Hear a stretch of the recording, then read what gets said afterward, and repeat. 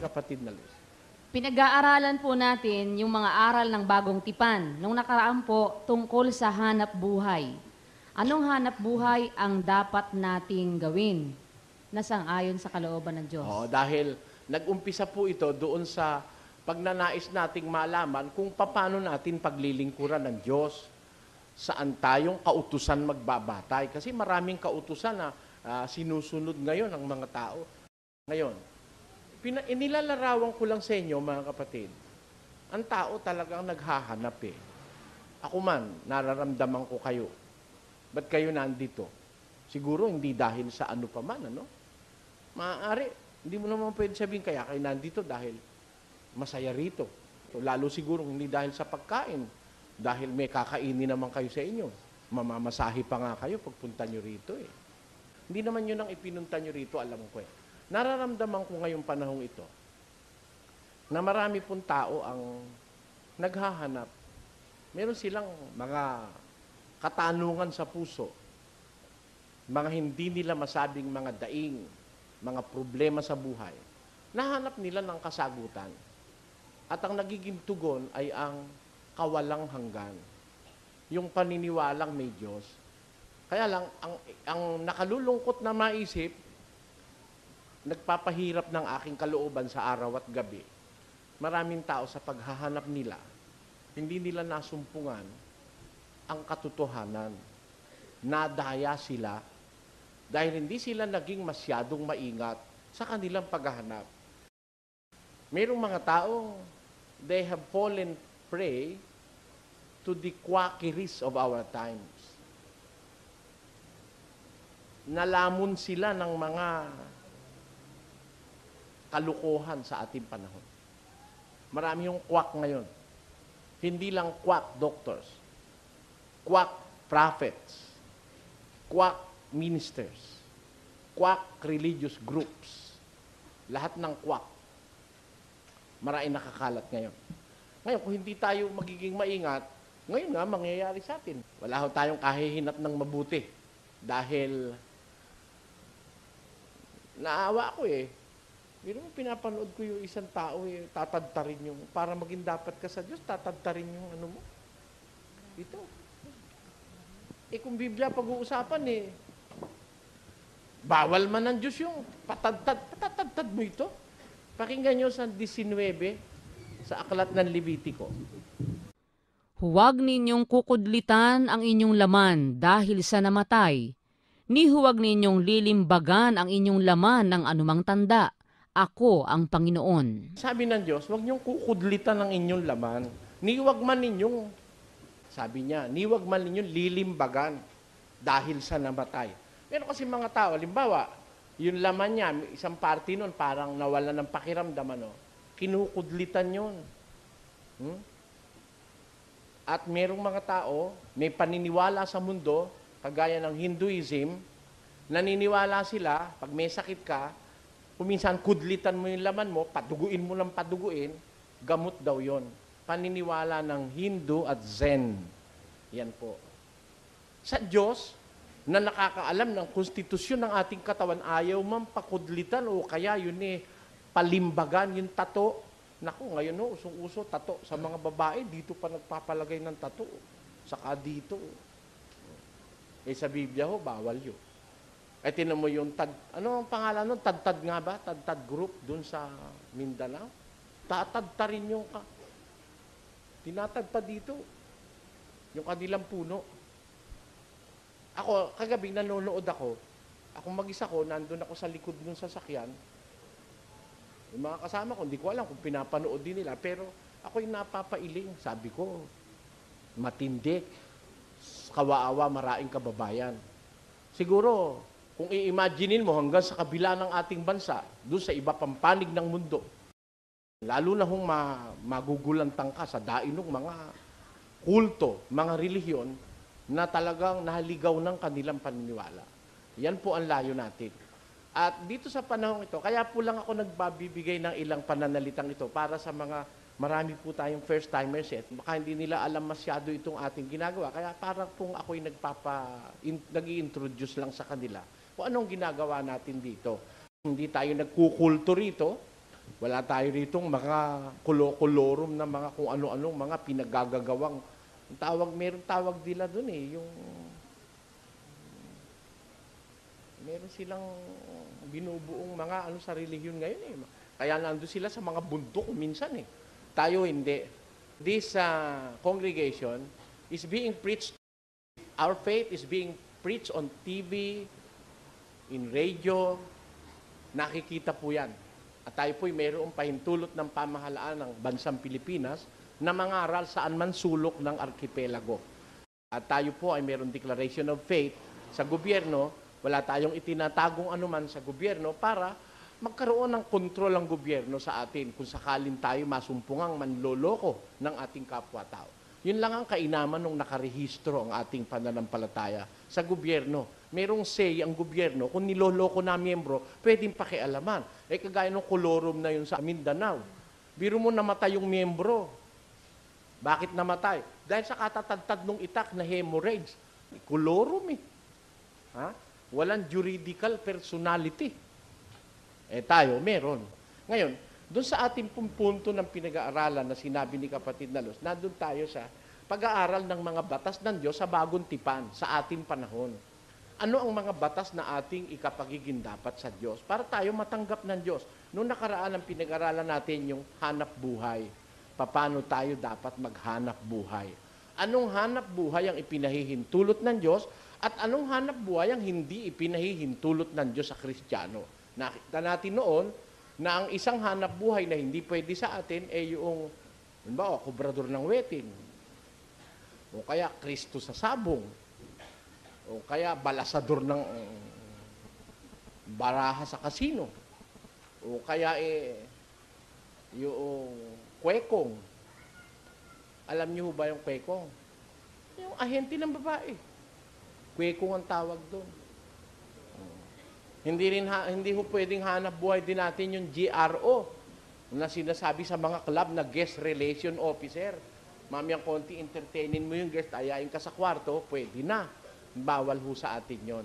Sa bagong tipan, ayaw ng Diyos na ang Kristiyano ay maging kasangkapan ng kalikuan sa kapwa. Sabi sa 13 ng Roma na gusto kong basahin uli natin ngayon, pakinggan niyo po ang nakasulat. At huwag din naman ninyong ihandog ang inyong mga sangkap sa kasalanan na pinakakasangkapan ng kalikuan. Ayun. Huwag nyo ihahandog ang inyong sangkap, ang inyong mga katawan sa kasalanan na pinakakasangkapan ng kalikuan. Kaya kahit kikita tayo ng pera, kung ang atin namang mga sangkap ng kataway mahahandog, mahahain sa hindi katwiran ng Diyos, ay masama po yun. Kaya dito sa atin, sabi ng born again, bawal daw magsigarilyo. Bawal, palagay mo, bawal. Bakit kayo nagtitinda ng sigarilyo? Pag bawal, wag mong ititinda. Sabi nyo, bawal maglasing. Ba't may pagawaan kayo ng alak? Kinukonsinti naman ng pastor. Hindi ba? Tinatanggap naman yung abuloy. Biro mo, bawal lang magsugal. Tatanggap ka sa pagkor ng pera. Gagamitin mo sa pananampalataya. Mali. Bawal pala maglasing. Masama ang lasing. Bakit ikaw nagtitinda ng alak? At lalo na, bakit pumayag kang yung miyembro mo, yung manufacturer ng pinakamaraming alak sa Pilipinas? Mga agua di pataranta. Bakit iniwan ng pamilya, nagbarkada, nagdrugs, nagulo. Diyan nagugulo mundo Tingnan ninyo. Maghanap kayo sa Saudi Arabia ng isang pagawaan ng alak kung may makita kayo. Isa sa mga problema ng lipunan, nalutas nila. Alin yon? Yung walang manufacturer ng alak, walang disco house, walang bar. Di nabawasan ang sakit ng ulo ng mga tao? Diyan sana idudulot na yan. Tayo, sabi natin, Christian country tayo. Pagkatapos, pumapayag tayo na ang miyembro ng isang relihiyon maging dealer ng alak na ikasasama ng kalagayan ng kapwa. Kaya sa ating pananampalataya, kung kayo po'y nag-iisip, sa amin bawal yun Merong inumin ng tunay na lasenggo, merong mga kung ano-anong mga inumin dyan. Extra dry, extra strong. Marami inumin ngayon, nakakataranta sa buhay ng tao. Kaya marami, natataranta talaga makainom yan Hindi na nga alam kung sino asawa niya pag nakainom O, di ba? Kaya, yan, mga klase ng hanap buhay bawal sa atin. Ngayon, alam na natin yung masamang hanap buhay. Puntahan natin yung hanap buhay na nakasang-ayon sa kalooban ng Diyos. May nagtanong kasi sa akin kagabi, bawal daw ba magnegosyo? Masama raw ba ang perang kinita sa negosyo o business? Ayon. Yan ho'y masasakop ng ating pag-aaral ngayong gabi. At anong business ang payagan Diyos? Hindi naman masama ang business per se. Ang business ay isang uri ng hanap buhay.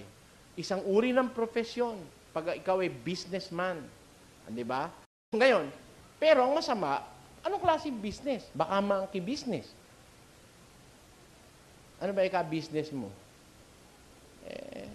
Business ko mag-alaga. Ano inaalaga mo? Pugo? Hindi ka. Chicks. Kukunin ko sa probinsya, papagandahin ko. Pag maganda na, bebenta ko. 30,000 isa na. Tama. Yun ang alaga. Yun ang kanya. Yun ang aho sa madaling sabi ang salita, kwekong. O, sa Pasay, tawag doon kwekong. Nakaabang doon sa may libertad. Pagka nakitang tatanga-tanga ka, psst, psst.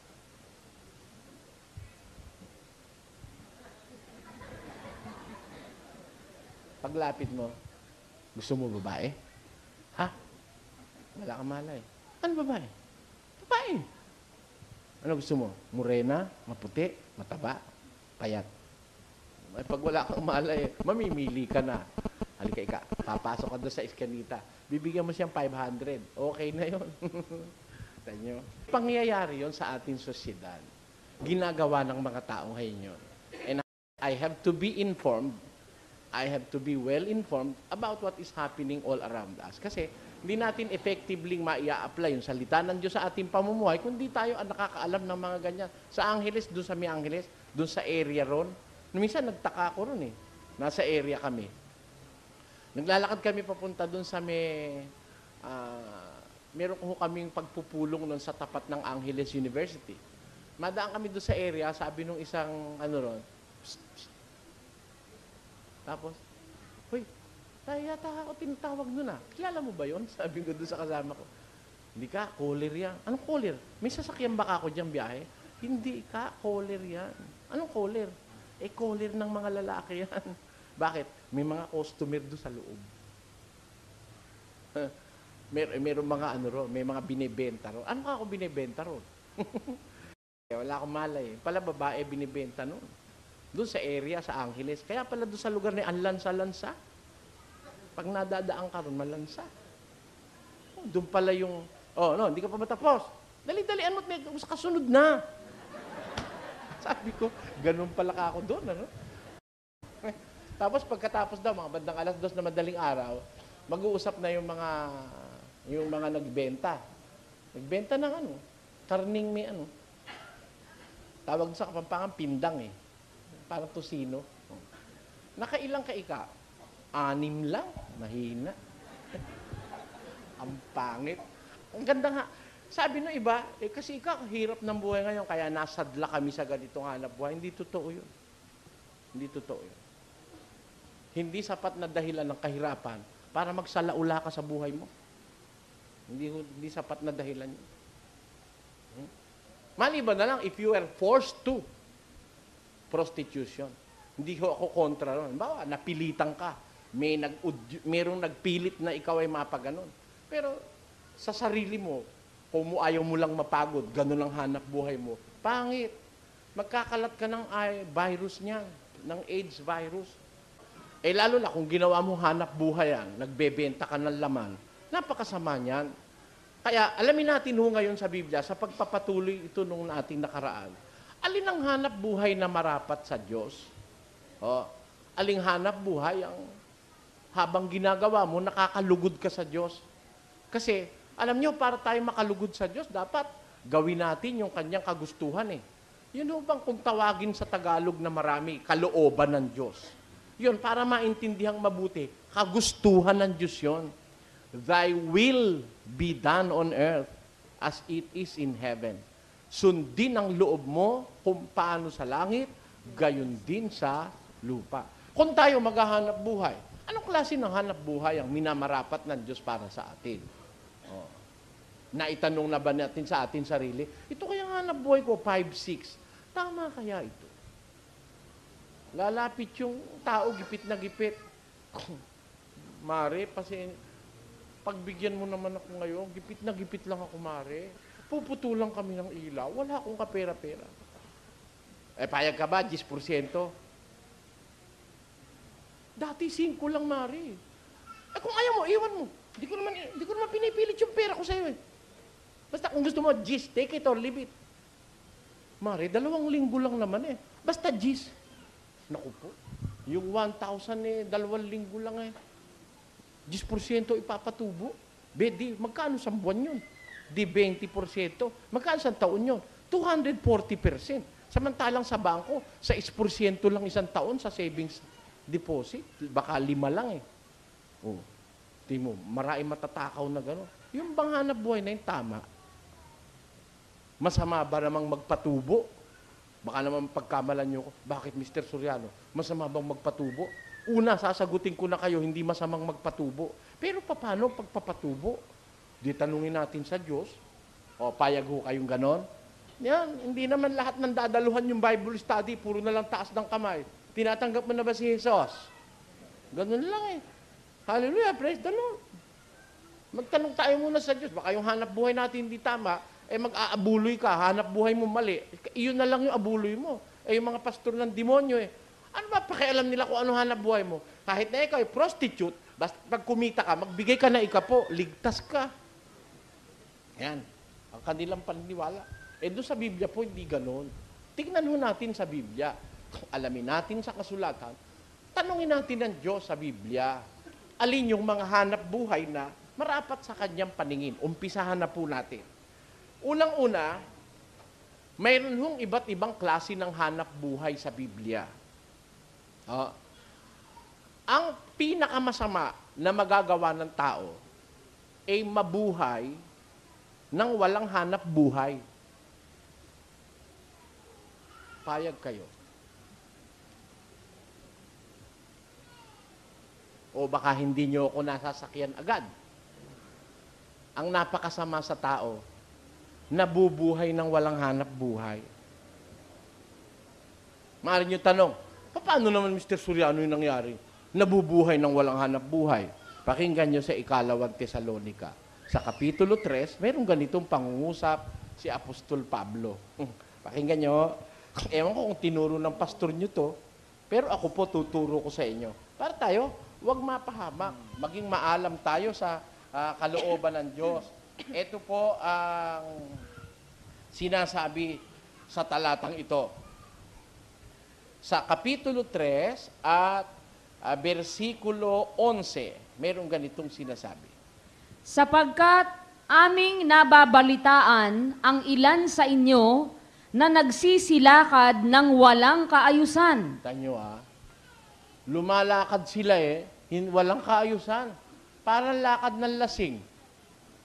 Pagmasdan nyo yung lasing kung maglakad, maayos ba? Pagka may fashion show, di ba may mga lakad talagang maganda smart maglakad Pag nakakita ka ng lasing na nagkakaekis-ekis ang paa, hindi maganda maglakad. Tama. Sabi nung iba, ang pangit mo naman maglakad, lakad bakla. Talaga may lakad bakla, may embay ang balakang. Ang ganon. Minsan nga, mas maembay pa sa talagang babae, di ba, no? Ano ba tawag doon yung... Kumikending. Ha? Kumikending. Kumikending. Ayun. Ayan. May kanya-kanya lakad ng tao. Pero itong sinasabi ni Pablo, ibang klaseng lakad to. Tingnan nyo, nababalitaan namin, ang ilan sa inyo, nagsisilakad ng walang kaayusan. Biro mo, lumalakad ka, walang kaayusan ng lakad mo. Bakit walang kaayusan? Tuloy. Na hindi man lamang nagsisigawa. Tanyo, hindi gumagawa. No work. Pag walang work, walang hanap buhay. Ano ginagawa? Wala namang Hindi gumagawa. hindi nagsisigawa ano ginagawa? Di wala. Ang ginagawa nila, wala silang ginagawa.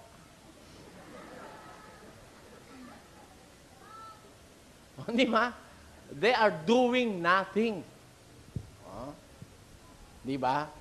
Sila'y lumalakad ng walang kaayusan at hindi man lamang nagsisigawa. Paano nabubuhay? Hindi naman pala gumagawa. No work. Tuloy natin ang basa. Kundi mga mapakialam sa mga bagay ng iba. Ayun. Meron tao nabubuhay sa pakikialam sa bagay ng iba.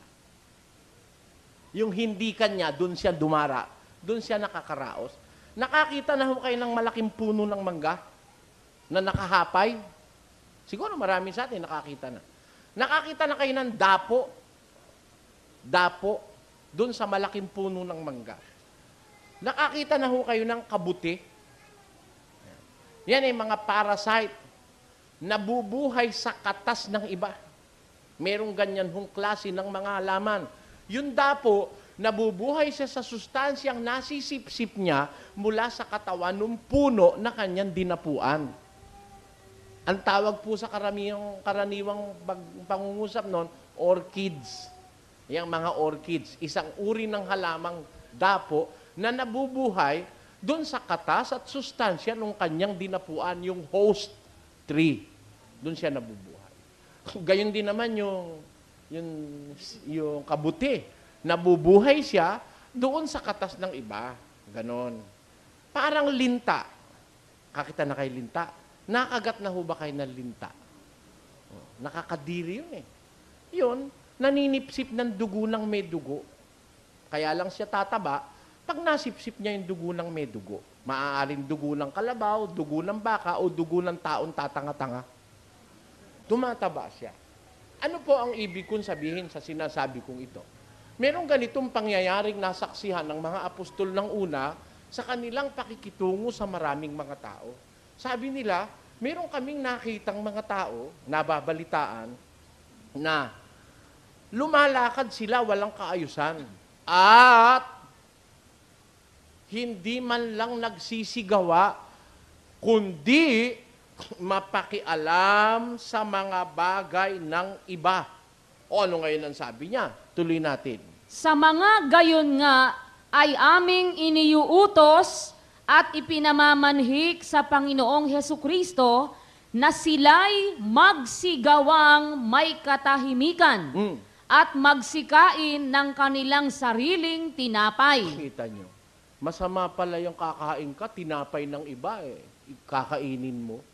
Sabi ng Diyos, sa mga gayon ay aming iniuutos, sabi ng mga apostol galing sa Diyos yun, na sila'y magsigawang may katahimikan at magsikain sila ng kanilang sariling tinapay.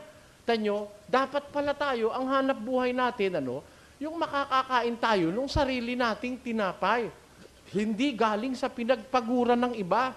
Mabuhay tayo na kumakain ng sarili nating tinapay. Masama yung nakikialam sa tinapay ng may tinapay. Kaya nga si San Pablo, meron siyang isang prinsipyo sa buhay. Hindi niya kinalimutan kailanman. Ang sabi ni Pablo, hindi ako kumain ng tinapay ng sino man na walang bayad. Ayun, ang sabi ni San Pablo. Ayaw niya na yung tinapay ng may tinapay ay kanyang kunin. At doon siya mabusog at doon siya mabuhay sa tinapay ng may tinapay. Ayan. Kaya ang sabi ni San Pablo, doon sa mga yung ayaw magsigawa, tandaan nyo, ayaw magsigawa. Iba naman yung hindi makagawa eh. Meron hindi makagawa. Meron ayaw lang gumawa. Pwedeng makagawa. Malaking katawan, wala naman sakit. Pwedeng gumawa, pero ayaw magsigawa. Nakikialam sa tinapay ng iba, sa bagay ng iba. Sa mga gayon, uutos namin ikang gumawang may katahimikan at magsikain ang kanilang sariling tinapay. Gaano ba kasama yung kanilang ginagawa na yon? Tingnan ninyo, tuloy natin ang pagbabasa. At kung ang sino may hindi tumalima sa aming salita, sa pamamagitan ng sulat na ito, Ay, inyong tandaan ang taong yaon, upang huwag kayong makisama sa kanya nang siya'y mahiya. tanyo, ayaw ng Diyos makisama ka man lang sa ganong klase ng mga tao na nakakaraos sa pakikialam ng tinapay ng iba. pakikialam sa bagay ng iba. Pag nakisama ka ron, mahawa ka ng lakad niya eh. Aasa ka na rin ng aasa sa kapwa mo tao. Hindi ka na magpapagod. Hindi ka na nga magbabanat ng buto. Marami ho sa mga tao ngayon ang gusto. Huwag magbanat ng buto. Gusto ang trabaho. Magaang na trabaho. Tawag ho nila ron, white-collar jobs. Ayaw nila ng blue-collar jobs. Yung bang trabahong papawisan ka. Yung trabahong marurumihan ka. Ayaw nila nun. Gusto nila naka-aircon, naka-opisina. Yan ang gusto ng maraming tao. Pati nga yung walang pinag-aralan, gusto. White-collar job din eh. Kuminsan, high school lang ang natapos eh. Ayaw pumasok ng janitor, kakahiya naman ika. Ayaw ng messenger, kakahiya. Gusto niya raw manager, high school lang naman siya. Kaya, merong ganun mga tao. Kaya hindi na sila maghahanap buhay. Aasa na sila dun sa pinaghanap buhayan ng iba. Mangungutang sila kuminsan na hindi na nila babayaran. Minsan hindi na sila mangungutang, manghingi na lang sila, kapalan na lang ng pagmumuka. Minsan naman, magnanakaw na lang sila. Minsan, hindi sila basta magnanakaw, mag-hold up na lang sila on broad daylight. Di ba? Yan nakakaraos yung iba. Yun ang pinakamasamang magagawa natin sa ating sarili. Na mabuhay tayo ng walang hanap buhay. Napakasama nun para sa Diyos. Biro mo sabi ng Diyos, huwag kayo makikisama sa kanila para sila mahiya. O hindi yung pala parang may ketong na ayaw ng Diyos na makisama ka at baka siya mahawa ka pa sa Kanya. Masama ho sa Diyos yung gano'n na ayaw maghanap buhay, ayaw gumawa. Hindi ko sinasabing masama sa Diyos yung walang hanap buhay. Ang sinasabi ko, yung ayaw maghanap buhay. Yes, pakinggan yung sinasabi. Sapagkat noon pa mang kami ay kasama ninyo, ay aming iniutos ito sa inyo. Alin yun? Kung ang sino man ay ayaw gumawa, ay huwag dinamang kumain. Wala palang karapatang kumain yung ayaw magtrabaho. Sino ho sa inyo ayaw gumawa? Tandaan nyo, hindi ako nang aatake, hindi ako nang hihiya. Pero ang ibig ko sabihin ganito, yung sabi ng Biblia, ang ayaw gumawa. Iba ho yung ayaw gumawa kaysa sa hindi makagawa. Halimbawa, matanda ka na, may rayuma ka na. Tatay mo halimbawa, may rayuma na, magana tuhod. Hindi na rin makahawak ng martilyo at magana rin yung mga, hindi na makahawak. Yun ba sasabihin mo, ayaw gumawa?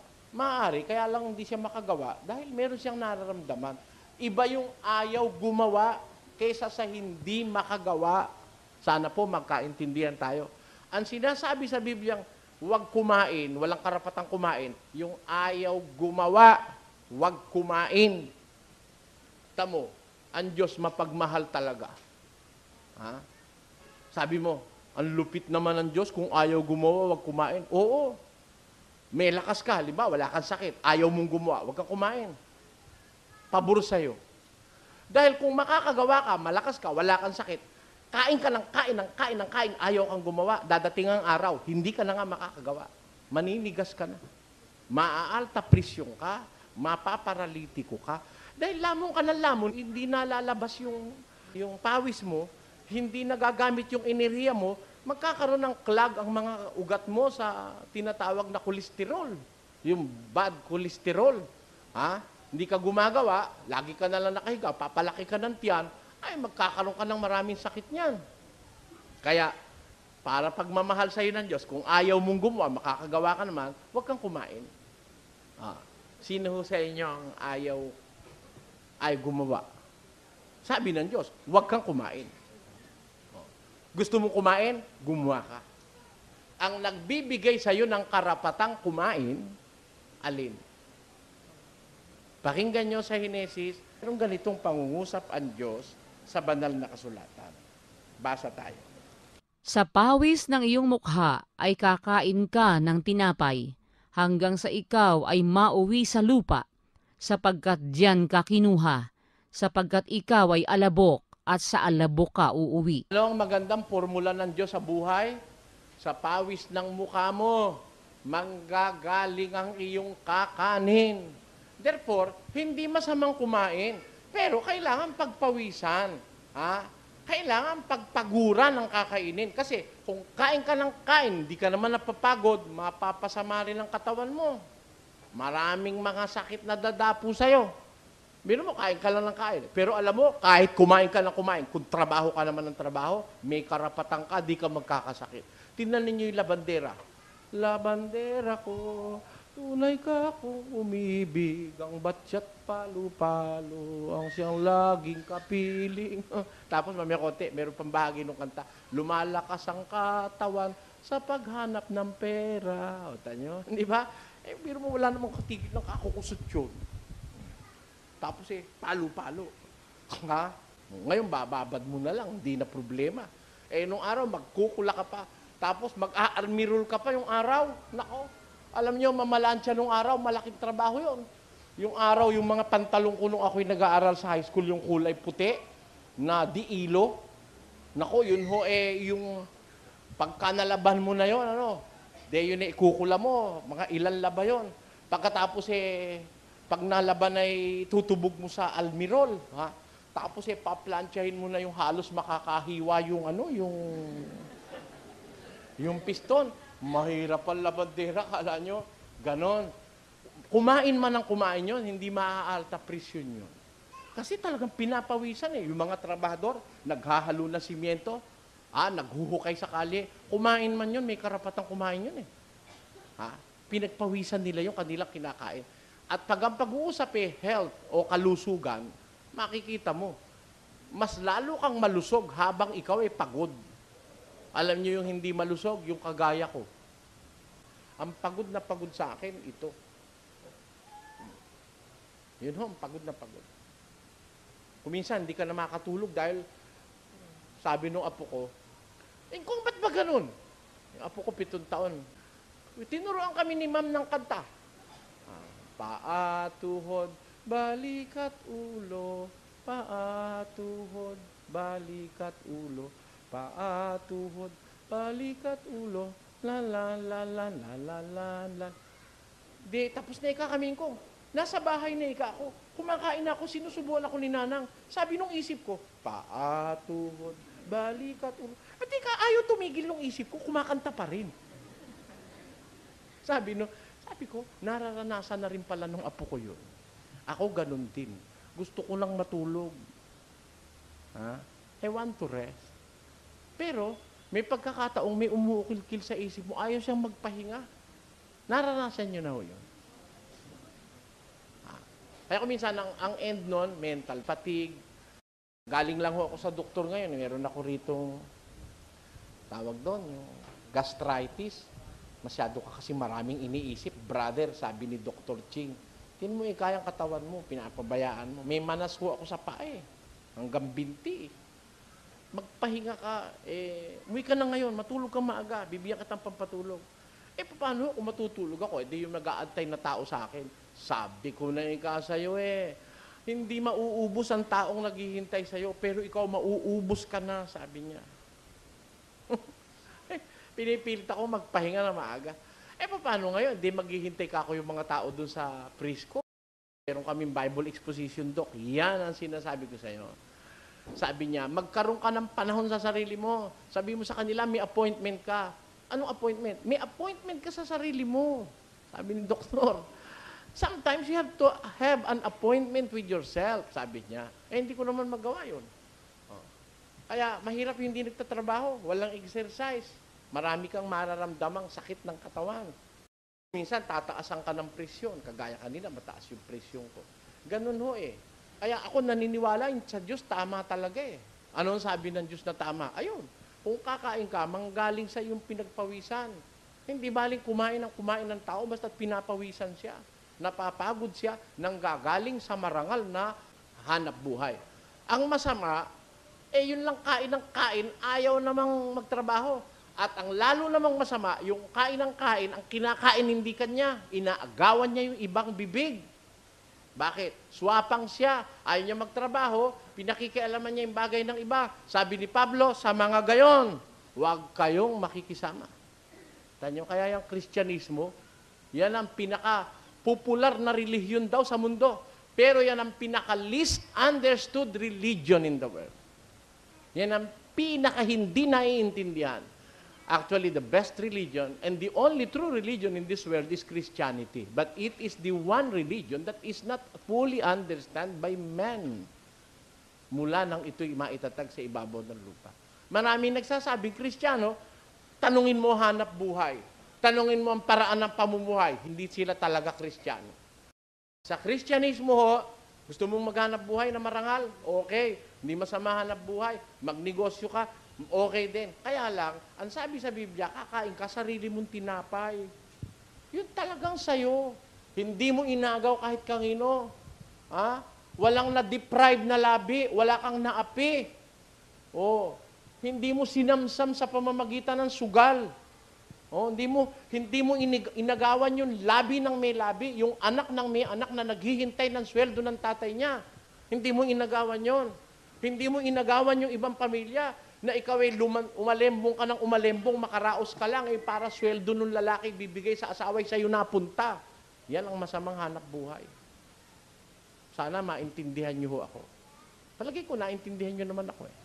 Sabi ho kasi sa Biblia, huwag tayong makikialam sa bagay ng iba. Yung kanila-kanila, yung iyo-iyo. At ikaw, hindi pwedeng wala. Tinanin yun, sabi ng Diyos sa Ecclesiastes. Ako ikaw, walang-wala. Mahirap pa ako sa daga. Sino nagsabi sa iyo mahirap ang daga? Ang yaman-yaman ng daga. Sino nagsabi sa inyong, saan kayo nakakita ng mahirap na daga? Wala pa o kung nakikita ang dagang namatay ng gutom. Tatandaan mo. Ang dagang namamatay, binaril, nilason, at etc. Pero namatay dahil walang makain, walang dagang pinabayaan ng Diyos. Pakinggan nyo sa awit. Ganito ating mabasa. Meron bang sige, kayo humatol. Pagkabasa ko ng talata, kayo humatol. Pakinggan nyo, sabi sa Biblia. Ako'y naging bata at ngayoy matanda. Gayon may hindi ko nakita ang matuwid na pinabayaan, ni ang kanyang lahi man ay nagpapalimos ng tinapay. Bakit? Pakinggan nyo sa awit. Iyong binubuksan ang iyong kamay, at sinasapatan mo ang nasa ng bawat bagay na may buhay. Sabi ng Biblia, binubuksan ng Diyos ang kanyang kamay. At pagbubukas ng kamay ng Diyos, sinasapatan niya ang nasa ng bawat bagay na may buhay. May buhay ba daga? Bagay ba yung daga? Sinasapatan ng Diyos o hindi? Sapat. Wala nga ako nakitang daga nakadextrose, ano? Ha? Dahil may sakit? Wala. O, sige, mag-isip kayo. Kung may nakita na kayong daga na kaya namatay dahil sa gutom, ha? Saan kayo nakabalita ng langgam na namatay ng gutom? Wala. Kanyo? May mga ibon na tumitimbang ng 1 kilo. Alam niyo yon? Pagdating ng panahon, wala na silang makain, magmamigrate sila. Ano ho? Yung timbang nilang 1 kilo, kuminsan nagiging 1/2 kilo or 1/4 of a kilo. Payat na payat sila. Magmamigrate sila kasi magyeyelo na ron, wala sila makakain. Magmamigrate sila. Ha? Alin ang mas masarap lumipad? Kung ikaw ang ibon, payat ka o mataba? Kaya bago sila mag-migrate, payat na muna sila ng konti. At yung natitira pa nilang lakas, gagamitin nila sa pagkumpay. Magmamigrate sila. Ayun. Pagdating nila doon sa lugar na yon, tataba sila uli. Walang ibong namatay ng gutom. Ganon ang sabi ng Biblia. Sabi sa Biblia, ang ibon namamatay sa kalupitan ng tao. Ha? Sa kaganiran ng tao. Pero sabi sa Biblia, pag binuksan ng Diyos ang kanyang palad, sinasapatan niya ang pangangailangan, ang nasa ng bawat bagay na may buhay. Kaya dagaman, hindi mahirap eh. Bakit ikaw sinasabi mong mahirap ka pa sa daga? Walang mahirap na sa dagang masasabi tayo, walang mahirap na daga. Kaya ka naghihirap, hindi mo alam ang gagawin mo kasi paturo tayo sa Diyos. Ano ang gagawin natin? Para wag tayong maghirap na kagaya ng sinasabi, mahirap ka pa sa daga. Ako nga, wala akong alam na dagang mahirap eh. Ang mga daga, alam nyo kung saan nakatira? Sa palengke. Mahirap ba sa palengke? Nandun lahat ng pagkain, ano? Tanong mo kay Marimar. Ha? Saan nakatira ang daga? Sa malalaking bahay. Sa malalaking restaurant, doon nagpupunta yung magawa ng lunggaron. Kaya makikita mong daga, minsan, taban-taba eh. Minsan nga, wala ng balahibo eh. Siguro masyadong maraming nakaing kimikal na wala ng balahibo. Maraming nagkalat na kimikal ngayon. Pero buhay. Nakakaraos yung daga. Mahirap ba yung daga? Hindi mahirap yung daga. Eh kung yung butiki, hindi naghihirap yan eh. Nasa bahay ng hari. Pakinggan nyo sa isang talata. Basahin natin. May 4 na bagay na maliit sa lupa. Maliit lang ha. Hamak, list. Walang kwenta para sa paningin ng tao. Ano sabi ng Biblia? Ngunit lubhang mga pantas. Pantas sila. Bakit? Sino-sino yon? Ang mga langgam ay bayang hindi matibay, gayon may nag-iimbak ng kanilang pagkain sa tag-init. Kaya walang langgam na mamatay ng gutom eh. Kasi nag-iimbak sila ng pagkain sa tag-init. Tamo yung langgam, walang tigil ng hanap ng pagkain. Pag umulan, meron ka ba makita langgam na kalat-kalat dyan? Nakakita na kayo pag umuulat baha, kalat-kalat ang langgam? Hindi. Habang walang baha, nag-iipon na yun. Para pag baha, meron na silang pagkain doon. Ganyan ang maliit na langgam. Ano pa? Duloy. Ang mga kuneho ay hayop na mahina. Gayon may nagsisigawa sila ng kanilang mga bahay sa malalaking bato. Inyo, mga kuneho, mahinang hayop yan. Hindi masyadong matatag na hayop yan, kuneho. Sipain mo lang, wasak yan eh. Pero ang kanilang bahay nasa mga malalaking bato. Ano pa? Ang mga balang ay walang hari. Gayon may lumalabas silang lahat na pulupulutong. Paglabas ng balang, milyon. Ubos ang tubo sa Pampanga. Walang hari yan, maliliit yan, pero napakalaki lang nagagawa niyan. Mga pantas yan. Ano pa? Ang butiki ay tumatanga ng kanyang mga kamay. Gayon may nasa mga bahay ng mga hari siya. Nasa mga bahay siya ng hari. Pati haring si Solomon, siya nagsabi niyan eh. Nakita niya, pati bahay niya napasok ng butiki. Pata nyo? Kaya walang bagay sa mundo na masasabi nating nagkulang ang Diyos. Bakit ang tao na pinaka-obra maestra ng Diyos, ang taong pinakamamahal ng Diyos, may namamatay ng gutom? Hindi nila alam ang kalooban ng Diyos, kaya sila nagkaganon. Yan po dapat nating maintindihan. Hindi sila nag-aral ng kalooban ng Diyos. Ba't sinasabing mahirap pa raw sila sa daga? Hindi ka mahirap. Eto, meron ka, hindi ka mahirap. Pakinggan nyo sa Ecclesiastes. Ganito ating mababasa. Bawat tao rin naman na binigyan ng Diyos ng mga kayamanan at mga pag-aari at binigyan ng kapangyarihan na kumain niyaon. Kita nyo? Bawat tao, walang hindi wala rong puwera. Binigyan ng Diyos ng kayamanan at pag-aari at kapangyarihang kumain niyaon. Sige, tutulan natin yung salita ng Diyos. Ako unang-unang magtatanggol. Sino tututol? Hindi ka, Bradley. Ikaw, wala ako kayamanan. Sino nagsabi sa'yo? Lahat ng tao may kayamanan. Sabi ng Biblia. Maganda lang ang boses mo, kayamanan mo na yun eh. Ako, marami kong kayamanan. Gusto nyo, papartihan ko kayo? Kung minsan, hindi mo lang alam, nasa iyo yung kayamanang ibinigay ng Diyos. Meron ka. Kahit bulag ka, there is something good in you. Pagkapangit-pangit ng tao, may maganda sa kanya sapagkat ang Diyos ang lumikha sa kanya. Yun ang dapat nyo maintindihan. Yun lang marunong kang magpalitada. Ako'y naiinip doon sa pinagagawa ko minsan, nainip ako, kumuha ko ng naghalo ako. Hinalo ko. Pinarisan ko si Rading. Kukuhang ganon, babalibag. Babalibag. Ang ganda-gandang panoorin, binabalibag. Nung ako magbalibag, puro sabog ng sabog yung ayaw dumikit eh. Naku ka ako. Tingnan mo nga. Maraming tao nakikinig sa akin. Ako pala'y tanga. Hindi ako marunong magbalibag. Sumabog na sumabog, bawat balibag ko doon sa palitada ng simento. Bakit siya pag iginano? Dikit ng dikit. Nung subukan ko, sabog ng sabog. Ano kaya ako gagawin ko rito? Ano ba timpla na gawa ko? Tamo, di may kayamanan siya, wala ako. Marunong siya magpalitada. Diba?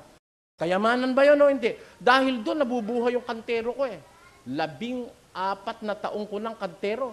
Nabubuhay siya. Nabubuhay niya yung anak niya. Pag nagkasakit yung anak niya, hindi ko matitiis. So, bibigay akong pera. Dahil doon sa kanyang kayamanan dala-dala. Yung meron siyang wala ako. Kayo, isipin niyo sa sarili niyo. Di ba meron kayong inyo? At meron kayong pag-aari. Binigyan ka ng karapatang mag-ari ng Diyos dito sa lupa. Walang taong sinikil ng Diyos. Kaya lang siguro wala kang pag-aari, kundi ka tamad, waldas ka. Yun ang dalawa lang doon. Kaya wala kang pag-aari, waldas ka o tamad ka. Pero sasabihin mo wala, aba, pwede ba namang wala? Wala ka akong pag-aari. Di ba may panty ka ngayon? Kanino yun? Hindi ba pag-aari yun? Nakakubo ka ba nang pumunta ka rito?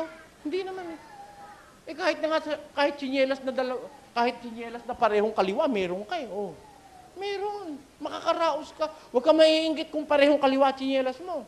Bakit? Meron tao, maraming pambili ng tsinelas, walang chichinilasan. Amen? Tamo kung magmahalan Diyos. Kaya, hindi pwede mo sabihin nagrabyado ka sa mundo. Kaya ka lang naagrabyado, hindi mo alam kung anong gagawin mo. Nagkulang ng turo ang namamahala sa relihiyon mo. Pero kung maiintindihan mo lang ang plano ng Diyos sa buhay, ba't ikaw ako mahirap? Paano kung puro tayo mayaman? Sino magtatrabaho? Ali nga, magkakasinyaman tayo, pare-pareho tayo kagaya ni Don Soriano San Miguel. Bilyon-bilyon ng pera.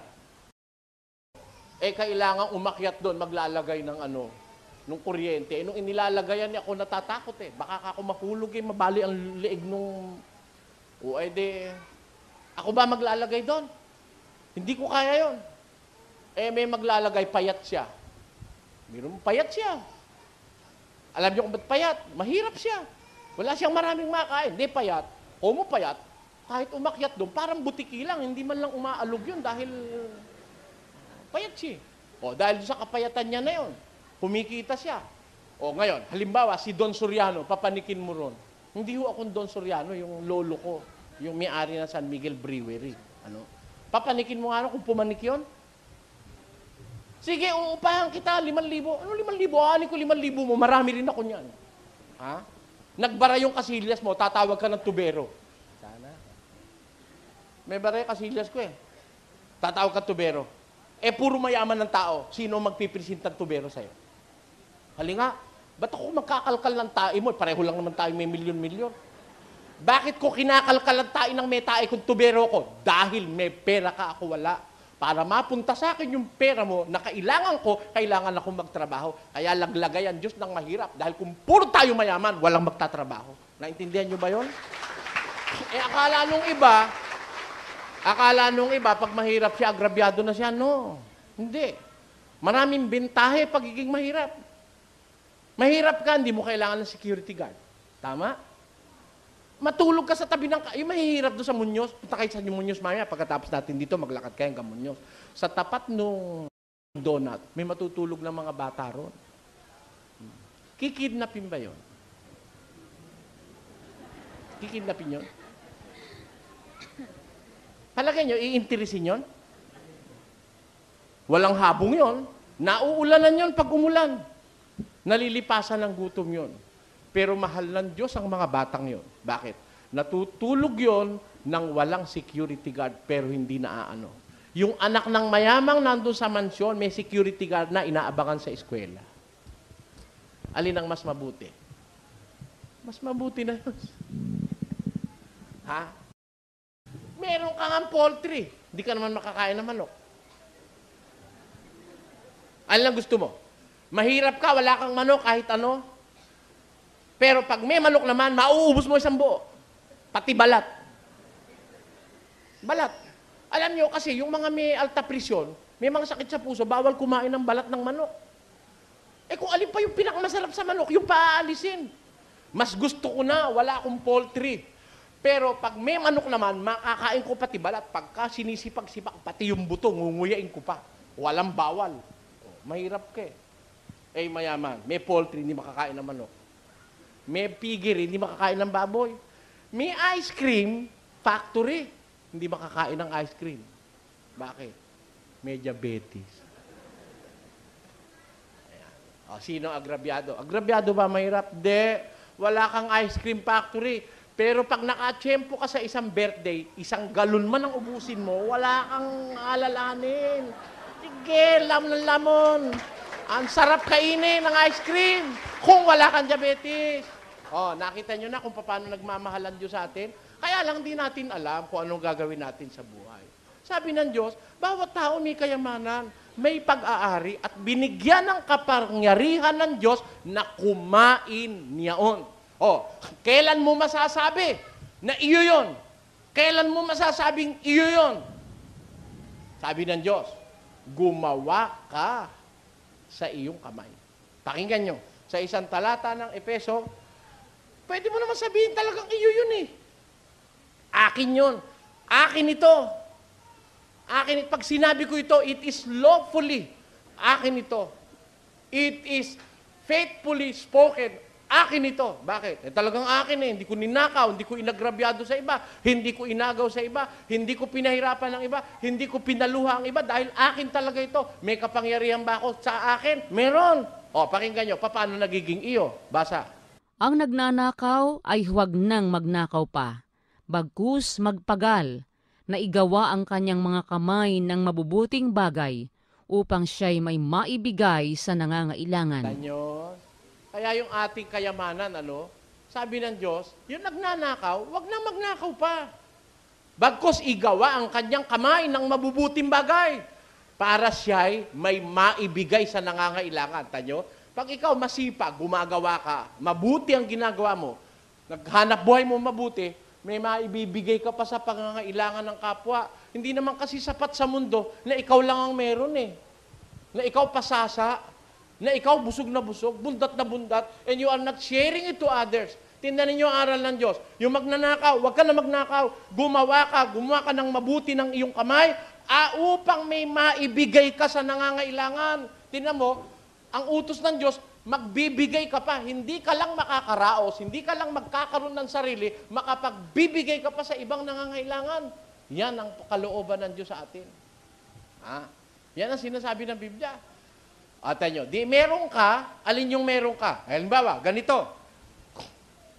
Isang karpintero, naghanap buhay maghapon, pukpok, minsan nakapupukpok kamay, minsan nalalagari kamay, minsan napapako. Sige, tuloy. Hanap buhay. Nakatapos. 1 buwan.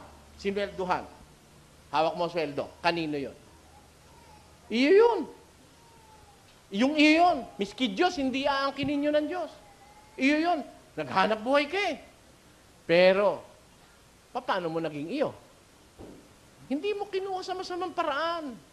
Pwede kang gusto nyo brilyante? Kahit mahirap, magkakaroon ka. Magtrabaho ka. Mag-ipon ka. O, pag nakaipon ka, halimbawa, nakaipon ka na ng 5,000, may brilyante ka na. Maliit nga lang. O. Gusto mo mas malaki, mag-ipon ka pa. Dagdagan mo 100,000. O, meron ka ng 1K. Gusto mo 3K, mag-ipon ka pa. Dagdagan mo pa ulit 200,000. 3K na yung brilyante mo. O. Magtrabaho ka pa. Gusto mo 5K? O sige, magtrabaho ka pa. Dagdagan mo pa uli na 150,000, may 5K ka na. Ano ang gusto mo na wala sa'yo? Lahat ng magugustuhan mo sa mundo, mapapa sa iyo kung marunong kang kumuha sa paraan ng Diyos. Bawat tao may parting ginto, bawat tao may parting mansanas, ubas, bawat tao may parting kanin, ulam, manok. Mahirap may makakatikim ng manok kung siya'y gagawa na may katahimikan at hindi niya pakikialaman ng tinapay ng iba. Yung isang mabuting paraan ng paghahanap buhay, yung gumawa kang may katahimikan, igawa mo ang kamay mo ng mabuting bagay. Gagawa ka. Kang papagod sa paggawa. Huwag ka hinto. Habang makagawa, gawa ka ng gawa. Maganda yon. Alam nyo, habang napapagod ka, lalo kang sumisigla. Alam nyo, sabi, mag-exercise tayo tuwing umaga. Tuwing umaga. Ano exercise? Kailangan mo pa ba yan? Hindi. Basta pagod ka sa maghapot pagtatrabaho, exercise na nga yun eh. Biro mo exercise yun. Biro mo malaking-malaking poste pakikinisin mo sa pamamagitan ng katam. Kailangan exercise tuwing umaga. Exercise na nga yun eh. Tulo pawis. Huwag ka maingay. Sabi, gumawa kang may katahimikan. Pag madaldal ka, makakaaway mo na sa opisina mo. Makakaaway mo ibang tao. Gumawa kang may katahimikan. Mas magandang gumagawa ng tahimik. Amen? Wala kang kaaway, walang maiinggit sa'yo. Bira. Pinapawisan o hindi? Papawisan. Okay. Pagkain mo, marapat sa'yo. Lalo na pagkakakainin mo na eh. Pumikit ka sandali. Panginoon, salamat po sa biyayang ipinagkaloob mo sa amin. Sana po, Ama, bindisyonan mo ang biyayang ito, makapagdulot ng kasiglahan sa aming katawan. O, kahit tuyo yun, hindi ka mapapaano. Kahit sabihin mo pang hindi masustansya, basta't binindisyonan ng Diyos, bahala ng Diyos sa'yo. Hindi laging ang sustansya ang bumubuhay sa tao. Sabi sa Biblia, hindi sa tinapay lamang mabubuhay ang tao, kundi sa bawat salitang lumalabas sa bibig ng Diyos.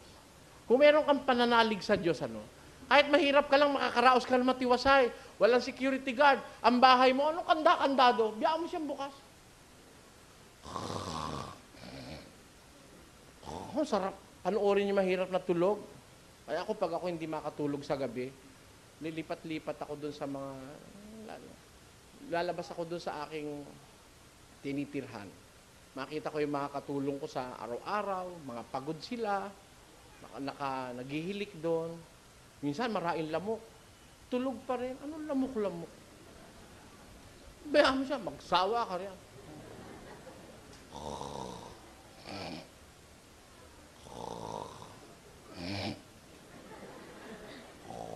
Ang sarap. Sarap ng tulog. Alam niyo sikreto? Basa. Pakinggan niyo. Sa Ecclesiastes. Ang tulog ng manggagawang tao ay mahimbing, maging siya'y kumain ng kaunti o marami. Pagka ang tao manggagawa, Ha? One that labor. One that works hard. Ang tulog niya ay mahimbing kahit kumain siya ng kaunti o marami. Konti man ang kinain niya, masarap ang tulog niya. Marami siyang kinain, masarap ang tulog niya. O bakit? Tuloy. Ngunit ang kasaganaan ng yaman ay hindi magpapatulog sa kanya. Sino may insomnia? Ha? Masarap nga yung mahirap eh. Pagka dumidim-dilim na eh. Ito ka na matulog, dear. Tulog na tayo. Sige, mauna ka na. Mamang konti, paglapat na ganun dun sa... Paglapat nung likod sa... Minsan nga, hindi pa kama na lapatan eh. Ha? Isang maliit na bangko na halos yung paa niya ay nakalaglag pa. Paglapat na... Ang sarap. Kahit walang kinaing masarap. Masarap at tulog. Mayayaman eh. Iinom pa ng gatas. May sleeping pills pa. Nakabukas pa aircon. Meron pang sweet music. Hindi makatulog. Biling ng biling. Pagtahol ng aso.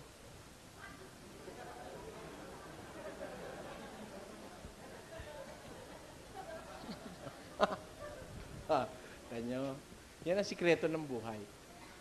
Ang sikreto ng mainam na buhay nasa Diyos. Walang nakakaalam nung kundi ang Diyos. Siya gumawa sa atin eh. Matuto ka lang makontento. Mahirap ka? Learn to be content of what you are and you will be contented. Di ba? Makontento ka lang kung ano ka. Kaya ako, ganun ang aking paniniwala eh. Gaya ni San Pablo, sa 4 ng Filipos, ganito ating mababasa. Marunong akong magpakababa at marunong naman akong magpakasagana. Sa bawat bagay at sa lahat ng bagay ay natutuhan ko ang lihim, maging sa kabusugan at maging sa kagutuman, at maging sa kasaganaan at maging sa kasalatan. Ayun. Marunong akong sagana. Marunong din naman ako mahirap. Marunong akong masalat. Marunong naman ako marami. O, tayo, kontento siya. O, pagka-kontento ka, may problema ka ba? Wala. Kano kita mo, 20 lang na. 20. 200 lang eh. O, kasya na yan. Pwede na yan. Bumili ka na lang ng bukas ng galunggong. Magsaka-saka, mag-isang tayo munggo. Tama na yan. 13 anak eh. Paano pagkakasya yung 200? Kundi nga magmumunggo ka, o kaya tulya. Oo, okay na yun. Kakaraos na yun. Kaysa bibili ka nga ng karne, uutangin mo naman. Pagkatapos, pagkaraan ng 1 buwan, tatapatan ka ni Aling Kuala. Hoy, mga balasubas, tain na yung inutang nyo hanggang hindi pa binabayaran. Magsilabas nga kayo dyan! O, ano gusto mo? Basa. Pakinggan nyo sa Kawikaan. Maigi ang isang tuyong subo at may katahimikan. Oh, maiga yung isang tuyong subo, walang sabaw, walang gravy, walang sauce. Tuyo lang. Yung subo mo, tuyo, walang padulas, tubig lang. Yung iba wala bang maiinom dyan? Binigyan ng tubig. Wala bang may kulay? Kailangan parang may kulay. Kaya mo na lang tubig na lang, wala yelo. Sa gripo, pwede makakaraos ka rin. Yung inom ng malamig, namamalat pa yun Madalas masipon yun. Kaya mo na siya, kontento ka lang. At pagkatapos, pagkakain mo, bago ka matulog, bago mo kainin, pinasalamatan mo, bago ka matulog, lumuhod ka. Doon sa konting kinita mo, nakaraos ka. Diyos, salamat po, nakaraos kami sa maghapong ito. Maraming salamat sa iyong mga biyaya. Pag nakita ng Diyos, kahit konti, marunong ka magpasalamat, dadagdagan bukas yan, kala mo. Tama o hindi? Pwede naman yan dagdagan If you are grateful for some or little things that you have received from Him, He is not maramot para dagdagan yung konti. Tama o hindi? Meron nga dinadagdagan talaga Ganyan lang.